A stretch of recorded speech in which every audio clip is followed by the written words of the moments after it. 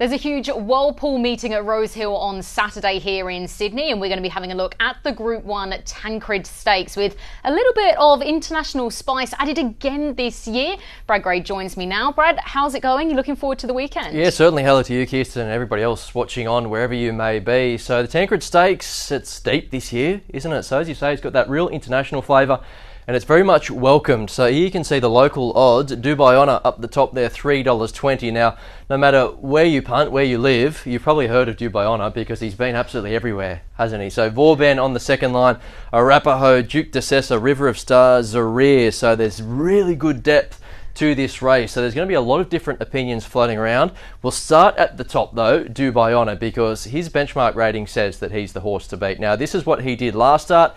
This was in Hong Kong, and he didn't probably have the best of passages in Australia. You can see him just buried away on the fence, but look at the way that he rallies when he finally sees some daylight. Stellenbosch, Luxembourg join in, and then came Marquis at an ensued. It's the filly for Japan. Stellenbosch taking the lead. Luxembourg, Marquis at Giavolotto hitting a gap next to the inside.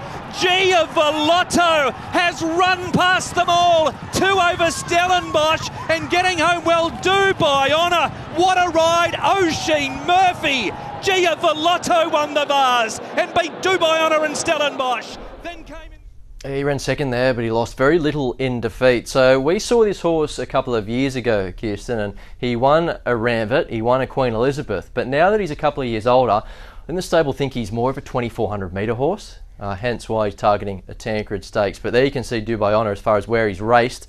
The UK, Australia, France, Hong Kong, Dubai and Germany. So that's more impressive than my passport. Yeah, I want those frequent flyer points. On the distance, it is interesting that in a couple of weeks' time, they're happy to then back him up to the Queen Elizabeth. So really, when you look overall at his prep this autumn, this is where they really want to run him, isn't it? Yes, absolutely. This looks his grand final. And we know that William Haggas, first up off the plane in Australia, he's got a pretty deadly strike rate. And what about the ground? It's a little bit weird at the moment in Sydney, isn't it? One day it's sunny, the next it's raining. What are we predicting for the weekend? Yeah, well, the forecast is for all of the rain to hit on Saturday, which is never ideal, rain on race day, because the track can deteriorate quickly. But what we know with Dubai Honour is that wet or dry, he can run to a really high level, so it won't worry him.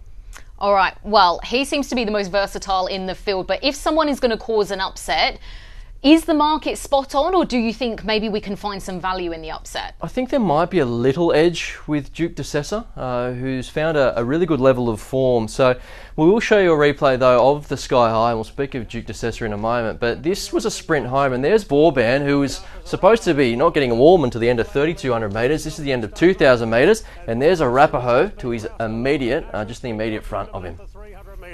2 lengths away, Arapaho's closing in, and now Vauban starting to knuckle down on the outside. Nash gets busy on Lindemann. At the 150, Lindemann from Arapaho, and Vauban starting to wind up out wide. It's Lindemann in front, he's begging for the post. Arapaho and Vauban the outside. Arapaho, Vauban. Vauban got up.